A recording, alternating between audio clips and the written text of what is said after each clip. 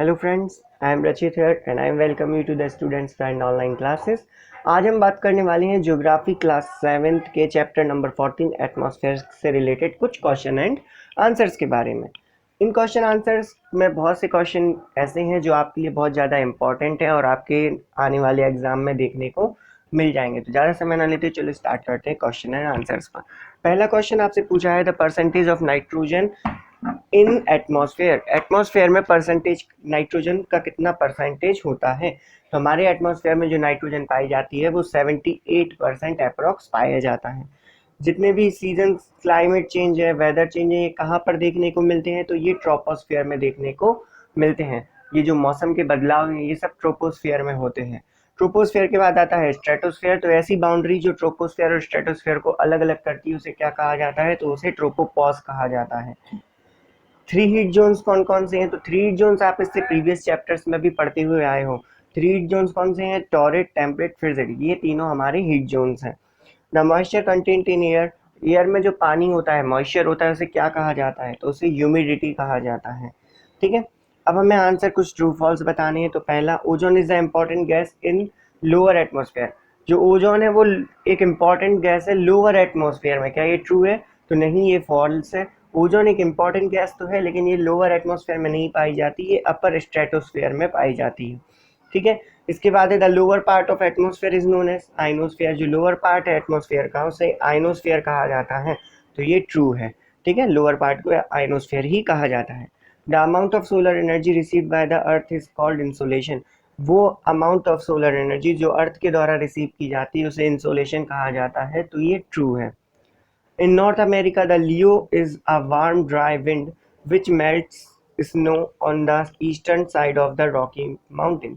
ठीक है, north America में जो लू है वो एक ऐसी विंड है जो बर्फ को पिघला देती है, तो ये आंसर फॉल्स है। ये ऐसी कोई विंड नहीं है, बल्कि ये इंडिया में पाई जाने बहने वाली एक विंड है जो कि राजस्थान डेजर्ट से नॉर्थन प्लेन्स पर बहती है। ये गर्म विंड है। ठीक है, there are 5 types of rainfall and 4 types of wind system. यहाँ पर टोटल 5 तरह की बारिश या फिर 4 तरीके के विंड सिस्टम होते हैं, तो फॉल्स है। टोटल 3 टाइप की रेनफॉल्स और 3 टाइप्स के विंड सिस्टम होते हैं। ठीक है, तो यहाँ से क्वेश्चन आंसर्स की बात करते हैं। कुछ वन सेंटेंसेस क्वेश्चंस हैं। What are the major gas that constitute the atmosphere. ऐसी गैसेस की नाम बताओ जो एटमॉस्फेयर में सबसे ज़्यादा पाई जाती हैं। तो ये है हमारी oxygen, carbon dioxide, nitrogen and water vapour. Okay, ये रही हमारे पास। इसके बाद है what is the important of dust in atmosphere. Dust क्यों इम्पोर्टेंट होती है, जो धूल की कण होते हैं वो क्यों इम्पोर्टेंट होते हैं हमारे एटमॉस्फेयर में। तो जो डस्ट होती है वो क्या करती है, जो डस्ट पार्टिकल है हमारे एटमॉस्फेयर में, वो जो हमारे क्लाउड्स हैं, मतलब वाटर वेपर है, मॉइस्चर है, उनको कंडेंस करने में हेल्प करती है, जिससे कि क्लाउड्स बनते हैं। ठीक है, कंडेंसेशन होता है जिससे क्लाउड बनते हैं, इससे हमारा प्रिसिपिटेशन हो पाता है। मतलब हमारे इन्वायरमेंट में जो डस्ट मौजूद है वो मॉइस्चर को कंडेंस होकर बादल बनने में हेल्प करते हैं। बाद में ये बादल जो है वो बरसते हैं जिससे कि बारिश होती है। What are the noctilucent cloud. Noctilucent cloud क्या कहलाते हैं, तो न्यूक्लिसेंट क्लाउड कहलाते हैं ऐसे क्लाउड्स जो ऐसे आइस क्लाउड जो कि पानी के फ्रीज होने से बन जाते हैं, उन्हें न्यूक्लिसेंट क्लाउड कहा जाता है। ठीक है, जैसे जैसे हम ऊपर जाते जाते हैं तो ट्रोपोपॉज लेयर जो होती है वहाँ पर टेम्परेचर कम हो जाता है और वहाँ पर जो पानी के मॉइस्चर अवेलेबल है वो क्या हो जाता है, बहुत ज़्यादा जम जाता है, जिसे न्यूक्लिसेंट क्लाउड कहा जाता है। What is insulation. इंसुलेशन क्या कहलाता है, तो insulation called also called the incoming solar radiation is the solar energy received by the earth। ऐसी सोलर एनर्जी जो अर्थ के द्वारा जितनी सोलर एनर्जी रिसीव की जाती है उससे इंसोलेशन कहा जाता है। How is temperature measure. Temperature को मेजर कैसे किया जाता है, तो एक इंस्ट्रूमेंट थर्मोमीटर की मदद से हम टेम्परेचर को मेजर करते हैं। ओके, तो हमारा जो नेक्स्ट क्वेश्चन है वो है आपके सामने, what do you understand by the heat zones. आखिर हीट जोन से आप क्या जानते हैं। तो हमारे सामने यहाँ पर इमेज दी गई है हीट जोन्स की, आप देख सकते हो। तो यहाँ पर टोटल 3 हीट जोन्स हैं। पहला है टॉरिड जोन, दूसरा टेम्परेट जोन एंड नेक्स्ट है फ्रिजिड जोन। टॉरिड जोन अर्थ का एक ऐसा हिस्सा जहाँ पर टेम्परेचर सबसे ज़्यादा होता है इक्वेटर के पास में, वो हिस्सा कहलाता है टॉरिड जोन। ये tropic of cancer and tropic of capricorn के बीच में पाया जाता है, मतलब कह सकते हो इक्वेटर के आसपास का एरिया। इसके बाद आता है टेम्परेट जोन। टेम्परेट जोन में जो टेम्परेचर है वो मॉडरेट होता है, ना ज़्यादा गर्म ना ज़्यादा ठंडा, और through out the year season change होता रहता है। ठीक है, टेम्परेट जोन की अगर बात करें तो टेम्परेट जोन नॉर्थ में ट्रॉपिक ऑफ कैंसर से लेकर आर्कटिक सर्कल तक पाया जाता है, वहीं साउथ में ट्रॉपिक ऑफ कैप्रिकॉर्न से लेकर एंटार्क्टिक सर्कल पाया जाता है।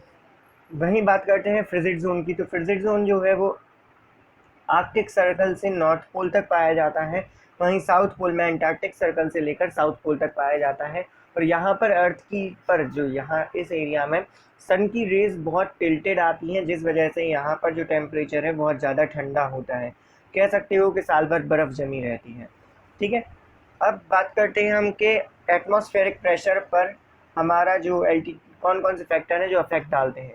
पहले एटमॉस्फेयर प्रेशर पर अफेक्ट से पहले हम ये समझ लेते हैं आखिर एटमॉस्फेरिक प्रेशर होता क्या है। तो हमारी अर्थ की सरफेस के ऊपर हमें पता है कि एटमॉस्फेयर पाया जाता है, मतलब एयर के बहुत सारा कॉलम पाया जाता है। अब इतनी सारी एयर जो अर्थ के ऊपर पाई जाती है, ग्रेविटेशन की वजह से अर्थ की तरफ अट्रैक्ट होती है। इस अट्रैक्शन की वजह से अर्थ की सरफेस पर एक वजन पड़ता है जिसे हम एटमॉस्फेरिक प्रेशर कहते हैं। हमें बताना है ऐसे कौन कौन से फैक्टर हैं जो इस वजन पर या इस प्रेशर को अफेक्टेड करते हैं। तो पहला है एल्टीट्यूड। हमारी अर्थ से जैसे जैसे हाइट बढ़ती जाती है एटमॉस्फेरिक प्रेशर जो है वो कम होता जाता है, बिकॉज जैसे जैसे हम ऊपर जाएंगे हमारे ऊपर पड़ने वाला एयर का जो वजन है वो कम होता जाएगा, क्योंकि एयर का कॉलम जो है वो छोटा होता जाएगा। इसलिए पहला है हाइट। एल्टीट्यूड मतलब होता है हाइट। तो जैसे जैसे हाइट बढ़ती है एटमॉस्फेरिक प्रेशर कम होता जाता है। सेम टेम्परेचर बढ़ने के साथ भी एटमॉस्फेरिक प्रेशर कम होता है। रीज़न टेम्परेचर बढ़ने से गैस दूर दूर होने लगते हैं, गैस के पार्टिकल, जिससे उनका वजन कम हो जाता है। इसके बाद आता है मॉइस्चर। तो मॉइस्चर की बात करें तो मॉइस्चर एनवायरनमेंट में तब बढ़ता है जब टेम्परेचर ज़्यादा हो। तो अभी पढ़ा था टेम्परेचर बढ़ने से क्या होता है, प्रेशर पर इफेक्ट वो कम होने लगता है। तो मॉइस्चर बढ़ने से भी प्रेशर क्या होगा, कम होने लगेगा। वहीं बात करें रोटेशन ऑफ द अर्थ, तो rotation of the earth displace the masses of air causing change in atmospheric pressure. Rotation की वजह से हवा यहाँ वहाँ बहती रहती है, जिससे समय समय पर जो है वो एटमॉस्फेरिक में प्रेशर में चेंजेस लाती रहती है। इसका कोई फिक्स नहीं होता कि कैसे होने पर बढ़ेगा या कम होगा, बट सफिशिएंट चेंज जो रोटेशन ऑफ अर्थ है वो करती रहती है। अब बात करें हम नेक्स्ट, तो what right a short note on local wind. Local wind क्या होती है? तो लोकल विंड एक शॉर्ट ड्यूरेशन में चलने वाली विंड होती हैं जो छोटे से रीजन में चलती हैं, जिससे कि अलग अलग टेम्परेचर में जो विंड है वो अलग अलग नेचर की हो जाती है, उन्हें ही हम लोकल विंड कहते हैं। फॉर एग्जाम्पल अगर बात करें इंडिया में चलने वाली लोकल विंड है जैसे लू, जो राजस्थान डेजर्ट से लेकर नॉर्थन प्लेन्स के एरिया में चलती है। तो ये ऐसी गर्म हवा होती है जो गर्मियों के मौसम में चलती है। अक्सर आपने सुना होगा कि मम्मी कहती है भैया लू लग जाएगी, तो ये गर्मियों में चलने वाली एक लोकल विंड का नेम है। ठीक है, नेक्स्ट है व्हाट इज साइक्लोन। साइक्लोन क्या कहलाता है? तो a cyclone is the whirling mass of air that often develop into storm around the low pressure systems usually caused by the warm ocean water through. These are the strong wind which revolve inward and around the center of the low pressure area and train rain and the thunderstorm. देखो, अब बात करते हैं cyclone क्या होता है। तो cyclone बनने का जो मेन रीजन है वो टेम्परेचर में डिफरेंस होता है। मान लो प्लेस ये हमारी कोई जगह है, अर्थ का सरफेस है, यहाँ पर ज़्यादा गर्मी होने से यहाँ की जो हवाएं हैं वो ऊपर उठने लगती हैं गर्म होकर, और नीचे का जो ये हिस्सा है यहाँ से सारी हवा जा चुकी है, तो यहाँ पर क्या हो जाता है, एयर कॉलम खाली हो जाता है। और इस एयर कॉलम की वजह से, खाली होने की वजह से यहाँ पर लो प्रेशर क्रिएट होता है। अब कोई जगह खाली हुई है तो आसपास की जो हवा है वो तेजी से चलकर इस खाली कॉलम को भरने की कोशिश करने लगती है, जिससे हवा जब इतनी तेज तेज चलती है तो इससे हवाएं क्या बना लेती हैं, एक भवंडर बना लेती हैं, जिसे साइक्लोन कहा जाता है। अक्सर ये सी के पास देखने को मिलता है, क्योंकि सी जो है वो जल्दी, उसका जो पानी है वो गर्म होता रहता है, और जैसे ज़्यादा गर्म होता है तो वहाँ पर साइक्लोन देखने को मिल जाते हैं। इन्हें साइक्लोन कहते हैं। What is precipitation? तो प्रिसिपिटेशन मतलब होता है जब हमारा जो मॉइस्चर है, पहले क्या होता है, इसका इवेपोरेशन होता है, ये उड़कर हवा में जाता है, बाद में वहाँ से डस्ट पार्टिकल्स के साथ मिलकर ये क्लाउड्स बनाने लगता है। अब ये जो क्लाउड्स बनने लगे इस प्रोसेस को कंडेंसेशन कहा जाता है। कंडेंसेशन के बाद जो प्रोसेस होती है उससे प्रेसिपिटेशन कहा जाता है। प्रेसिपिटेशन का मतलब होता है बारिश। ठीक है, तो बारिश कैसे होती है? अब ये बादल और ठंडे होते हैं, और ठंडे होने के बाद छोटे छोटे ड्रॉपलेट्स में चेंज हो जाते हैं और बरसने लगते हैं। इसे प्रिसिपिटेशन कहते हैं। प्रिसिपिटेशन 3 टाइप से हो सकता है, रिलीफ प्रिसिपिटेशन होता है, कन्वेंशनल होता है और साइक्लोनिक होता है। अब ये क्या होते हैं डिटेल्ड में, तो मैं आपको आगे वाले क्वेश्चन में इसको डिटेल से समझा दूंगा। मूव करते हैं हम नेक्स्ट। रहने के लिए, जिंदा रहने के लिए एटमॉस्फेयर क्यों जरूरी है, तो ये तो आप सभी जान सकते हो कि आखिर हवा हमारे लिए क्यों जरूरी है। तो आपको 4 to 5 पॉइंट्स लिखने हैं, आप चाहें तो अपने मन से भी लिख सकते हैं, बाकी कुछ पॉइंट्स मैंने भी आपको दिए हुए हैं। जैसे ही पहला, इसमें ऑक्सीजन होती है, ऑक्सीजन सभी लिविंग बींग्स के लिए बहुत ज़्यादा ज़रूरी होती है, वरना जिंदा कैसे रहेंगे, तो इसलिए एटमॉस्फेयर ज़रूरी होता है। दूसरा, उसमें CO2 पाई जाती है, कार्बन डाइऑक्साइड पाई जाती है, जो फोटोसिंथेसिस में ज़रूरी होती है, जिससे पेड़ पौधे अपना खाना बनाते हैं। अगर ये नहीं होगी तो पेड़ पौधे अपने खाना नहीं बना पाएंगे, इसलिए भी ज़रूरी होती है। साथ में इसमें ओजोन लेयर पाई जाती है, जो सन से आने वाली हार्मफुल रेसेस से हमें बचाती है। वाटर वेपर पाया जाता है, जो बारिश करता है। तो ऐसे बहुत से रीज़न हैं जिनकी वजह से एटमॉस्फेयर हमारे लिए बहुत ज़्यादा ज़रूरी है।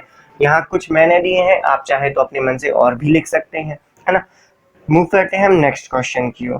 तो नेक्स्ट क्वेश्चन है हमारे पास, how is the process of ozone presence of ozone layer useful for the survival in the life forms. हमें बताना है कि लाइफ फॉर्म के सर्वाइवल में ओजोन लेयर क्यों जरूरी है। सिंपल सी बात है, सन से आने वाली ओजोन लेयर को ये क्या करती है, रिट्रैक्ट कर देती है। जैसे यहाँ से आई उसको वापस भेज देती है। उनमें से केवल काम की ऐसी सन रेस ऐसी रेस जो हमारे लिए जरूरी हैं, सिर्फ उन्हीं को हमारी अर्थ तक आने देती है और यूवी रेस को वापस से रिफ्लेक्ट कर देती है। ठीक है, इसलिए ओजोन लेयर जरूरी है, ओजोन लेयर का प्रेजेंस जरूरी है। ठीक, अब आप सोचोगे सर यूवी आ जाए तो क्या फर्क पड़ता है, तो यूवी रेज इतनी ज़्यादा हानिकारक होती हैं कि इससे हमारी आंखें डैमेज हो सकती हैं, हमारी स्किन डैमेज हो सकती है, और अगर ज़्यादा हम एब्जॉर्व कर लेते हैं, हमारी बॉडी में ज़्यादा यूवी रेज टच होती है तो उससे कैंसर भी हो सकता है। तो इस तरीके से कह सकते हो कि यूवी रेज बहुत ज़्यादा हानिकारक होती हैं। नेक्स्ट है थर्ड, हमें बताना है ट्रोपोस्फेयर और स्ट्रेटोस्फेयर में डिफरेंस क्या क्या है। ठीक है, तो जो ट्रोपोस्फेयर है ये हमारे अर्थ के सबसे पास वाली लेयर होती है, उसे ट्रोपोस्फेयर कहा जाता है, और स्ट्रेटोस्फेयर जस्ट ट्रोपोस्फेयर से ऊपर वाली लेयर है।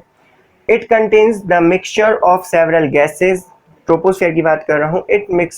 It contains the mixture of several gases in this layer. All kind of weather and climate change occur in this layer. ठीक है, जो ट्रोपोस्फेयर है यहाँ पर कई सारे गैसेस, डस्ट और कई सारी चीज़ों का मिक्सचर होता है, और जितने भी एटमॉस्फेरिक चेंजेस होते हैं वो सभी ट्रोपोस्फेयर में होते हैं। स्ट्रेटोस्फेयर में कोई भी वेदर फिनोमेना नहीं होता, ना यहाँ बारिश होती है, ना यहाँ पे ज़्यादा तेज हवा चलती है, ना वाटर वेपर होता है, ना डस्ट होता है। इन सब चीज़ों से ये क्या होती है, स्ट्रेटोस्फेयर फ्री होती है। जितने भी लाइफ फॉर्म है वो सभी इस लेयर के पास में रहते हैं, ये हमारी अर्थ से सबसे क्लोज है, तो जहां हम सांस ले रहे हैं यही हमारा ट्रोपोस्फेयर है। वहीं बात करें स्ट्रेटोस्फेयर, तो स्ट्रेटोस्फेयर में कोई भी फिनोमेना, वेदर फिनोमेना ना होने की वजह से ये एयरप्लेन उड़ाने के लिए सबसे अच्छी स्फेयर मानी जाती है। ठीक है, the layer absorb the maximum amount of heat radiated from the earth surface. जो ट्रोपोस्फेयर है वो उस अर्थ से निकलने वाली गर्मी को ट्रैप कर लेती है, जिससे हमारा जो अर्थ का टेम्परेचर है वो एक नॉर्मल बना रहता है। अगर ट्रोपोस्फेयर ये ना करे तो अर्थ में जितनी हीट सन देता है, शाम को पूरी हीट बाहर निकल जाएगी, रातें इतनी ज़्यादा ठंडी हो जाएंगी कि बर्दाश्त करना मुश्किल होगा। ठीक है, तो ये क्या करता है, जो सन से रेज आई, अर्थ से टकराई, जब बाहर निकलने लगती है तो ये उन्हें एब्जॉर्ब कर लेती है। ठीक है, जिससे हमारी अर्थ गर्म बनी रहती है। वहीं जो हमारी स्ट्रेटोस्फेयर है इसमें ओजोन लेयर पाई जाती है, जो हमें सन से यूवी रेस से बचाती है। तो इस तरीके से आपने देखा कि आखिर ट्रोपोस्फेयर और स्ट्रेटोस्फेयर में क्या डिफरेंस होते हैं। अब बात करते हैं हम कि 3 टाइप के जो परमानेंट विंड सिस्टम है वो बताएं। हमने स्टार्टिंग में बताया था कि जो विंड सिस्टम है वो 3 टाइप के होते हैं, हमें बताना है वो कौन कौन से हैं। तो पहला है हमारा planetary wind, blow from the high pressure belt to the low pressure belt throughout the year are known as the prevailing winds. Example, trade wind, eastern line wind and the western line wind. हमारी अर्थ पर temperature में difference होने की वजह से troposphere, frigid zone, torrid zone and temperate zone, इन तीनों में टेम्परेचर डिफरेंस होने की वजह से परमानेंट एटमॉस्फेरिक प्रेशर का जो एक कह सकते हो सीक्वेंस है वो बना रहता है। कुछ जगहों पर एटमॉस्फेरिक प्रेशर बहुत कम होता है और कुछ जगहों पर एटमॉस्फेरिक प्रेशर ज़्यादा होता है थ्रू आउट द ईयर, पूरी साल। इस समय पर जो ये 2 रीजंस है, तो वहाँ पर जो हवाएं हैं वो लो प्रेशर से हाई प्रेशर की ओर बहती रहती, हाई प्रेशर बेल्ट से लो प्रेशर बेल्ट की ओर बहती रहती है पूरे साल। उन्हें हम प्रिवेलिंग विंड या फिर परमानेंट विंड कहते हैं। इन विंड का एग्जाम्पल एक विंड है ट्रेड विंड। ट्रेड विंड का यूज पुराने समय में एक जगह से दूसरी जगह सफर करने के लिए किया जाता था। पहले पानी के जो जहाज होते थे उनमें मोटर इंजन तो होता नहीं था, वो चलने एक जगह से दूसरी जगह जाने के लिए हवा का सहारा लेते थे। इसीलिए ये विंड उनके बहुत काम होती थी, क्योंकि ये विंड एक निश्चित दिशा में पूरे साल भर चलती थी। तो अब अगर किसी को उस दिशा में जाना है तो अगर वो इन विंड की नॉलेज रखता है तो वो आसानी से कम एफर्ट में ज्यादा डिस्टेंस कवर कर सकता है। इसलिए इन्हें पुराने समय में व्यापारी लोग यूज करते थे और उन्हीं की वजह से इन्हें ट्रेड विंड नाम दिया गया। ठीक है, इसके बाद आती हैं दूसरी। तो एक ये कुछ है विंड ऐसी होती हैं जो पर्टिकुलर टाइम में चलना स्टार्ट होती हैं और कुछ समय के लिए एक निश्चित डायरेक्शन में चलती हैं। ठीक है, उन्हें हम पेरियोडिक कहते हैं। परमानेंट मतलब प्रिवेलिंग विंड जो साल भर चलती हैं, ये कुछ महीनों के लिए चलना स्टार्ट होती हैं, इसलिए इन्हें पेरियोडिक कहा जाता है। कुछ महीनों के लिए चलती हैं, लेकिन ये निश्चित होता है किन महीनों में चलेंगी, साल के किस हिस्से में चलेंगी और किस डायरेक्शन में चलेंगी, ये इनका फिक्स होता है। ठीक है, जैसे है मानसून विंड। ठीक है, हमारे यहाँ पे जो मानसून आता है, बारिश आती है, तो वो नॉर्थ वेस्ट मानसून से आता है, मतलब हमारे हिंद महासागर से मानसून निकलता है और हमारे पास आता है। अब जो इंडियन ओशन से निकलने वाली ये मानसून विंड है, ये फिक्स होती है कि किस महीने से चलेंगी। इसलिए आप लोगों ने टीवी पे कई बार कहते हुए सुना होगा कि इस बार मानसून विंड जल्दी आ गई या मानसून जल्दी आ गया है। तो मानसून कोई इंसान नहीं है, बल्कि ये विंड का टाइप है जो फिक्स टाइम पर आता है, लेकिन कई बार 1-2 महीने आगे या एक आध महीने 15-20 दिन आगे पीछे हो जाता है। ठीक है, तो इसलिए वो लोग कहते हैं कि मानसून जल्दी आ गया या मानसून लेट हो गया है। वहीं बात करें लोकल विंड, तो लोकल विंड छोटे से एरिया में चलती हैं और निश्चित नहीं होता कि किस टाइम पे चलेंगी। मींस ये निश्चित है कि गर्मी में चलना है, जैसे लू है, निश्चित है गर्मी में चलती है, लेकिन गर्मी में किस टाइम पर चलेगी ये फिक्स नहीं होता है और ये ज्यादा बड़े एरिया को इफेक्ट नहीं करती हैं, इसलिए इन्हें लोकल विंड कहा जाता है। जैसे हमारे पास है एग्जाम्पल लू। ठीक है, तो ये हो गए हमारे विंड के 3 टाइप्स जो आपके इस बार के सब्जेक्ट में आपको इंक्लूड किए गए हैं। नाउ लास्ट क्वेश्चन है, हमें कन्वेक्शनल प्रिसिपिटेशन बताना है कि कन्वेक्शनल प्रिसिपिटेशन क्या होता है। कन्वेक्शनल के साथ मैं आपको बाकी के 2 और भी समझा देता हूं। जैसे मैंने आपको कहा था कि रिलीफ प्रिसिपिटेशन, कन्वेक्शनल, और लास्ट में रिलीफ प्रिसिपिटेशन की भी बात कर लेते हैं। तो रिलीफ प्रिसिपिटेशन जो होता है वो माउंटेन रीजन्स में होता है। जब कभी हवाएं माउंटेन रीजन से निकलती हैं, बादल जो है वो माउंटेन रीजन से निकलते हैं, तो माउंटेन के ऊपर जो ठंडक होती है उसकी वजह से वो माउंटेन के एक तरफ बरसना स्टार्ट हो जाते हैं। मान लो क्लाउड्स यहाँ से जा रहे थे, अब माउंटेन के ऊपर आए तो यहाँ पर ठंडक मिलने की वजह से वो बरसने लगते हैं। इसे रिलीफ प्रिसिपिटेशन कहा जाता है, क्योंकि इसमें रिलीफ फीचर जो है, माउंटेन्स हमारे रिलीफ फीचर कहलाते हैं। तो रिलीफ फीचर जो है वो बरसने में मदद करते हैं, इसीलिए इन्हें क्या कहा जाता है, रिलीफ प्रिसिपिटेशन कहा जाता है। वहीं अगर हम कन्वेंशनल प्रिसिपिटेशन की बात करें, कन्वेंशनल में क्या होता है, जब विंड हाई प्रेशर से लो प्रेशर की ओर बैठी है, तो देखो the mechanism of the conventional is follow, the layer of the near earth get heated and expand and rise. As more and more warm moist air rises and cools, condensation take places. The thick layer of cloud are formed by afternoon. When insolation decreases, the conventional current stop ascending and the thick cloud burst. This result a heavy rain shower accompanied by the thunderstorm and the lightning by the late afternoon. ठीक है, मतलब जब बहुत ज़्यादा गर्मी बढ़ती है तो हमारी जो अर्थ के पास वाली हवाएं वो ऊपर उठना स्टार्ट होती हैं। ठीक है, उठती जाएंगी और ऊपर जाकर क्या होती जाएंगी, कंडेंस होती जाएंगी, जिससे बहुत गहरे गहरे बादल बन जाएंगे, मतलब बहुत काले काले बड़े बड़े बादल तैयार हो जाते हैं। अब दोपहर में ये प्रोसेस चलती रहती है, जब बहुत तेज धूप होती है, जैसे जैसे धूप कम होना स्टार्ट होती है, गर्मी कम होना स्टार्ट होती है, ये बादल जो हैं वो बनना रुक जाते हैं। और क्या होता है, एक समय ऐसा आता है कि ये बादल बहुत भारी होने की वजह से बर्स्ट हो जाते हैं, फट जाते हैं, जिससे बहुत ज़्यादा बारिश लेट आफ्टरनून में देखने को मिलती है। इसे कन्वेंशनल प्रिसिपिटेशन कहा जाता है। मीन्स बहुत ज़्यादा गर्मी हुई, बहुत सारे बादल बने, जैसे जैसे मौसम ठंडा हुआ शाम तक आते आते ये बादल बरस जाते हैं और साथ में इनमें थंडरस्टॉर्म और बिजली साथ में चमकती है, उन्हें हम कन्वेंशनल प्रिसिपिटेशन कहते हैं। रिलीफ प्रिसिपिटेशन माउंटेन्स वगैरह की वजह से होता है, कन्वेंशनल टेम्परेचर के बढ़ने की वजह से होता है, बहुत ज़्यादा गर्मी बढ़ने से होता है। इस तरीके से हमने जाना कि कैसे कैसे रेन होती है और कैसे हमारे जो क्लाइमेट चेंजेस हैं वो होते हैं और हमारा एटमॉस्फेयर हमारे लिए कितना ज़्यादा ज़रूरी होता है। इसी वीडियो के साथ मैं इस रिकॉर्डिंग को ऑफ करता हूँ। मिलेंगे नेक्स्ट वीडियो में कुछ और इंटरेस्टिंग क्वेश्चन एंड आंसर्स के साथ। जब तक के लिए हमसे जुड़े रहें, हमारे चैनल को सब्सक्राइब जरूर कर दें। Thank you.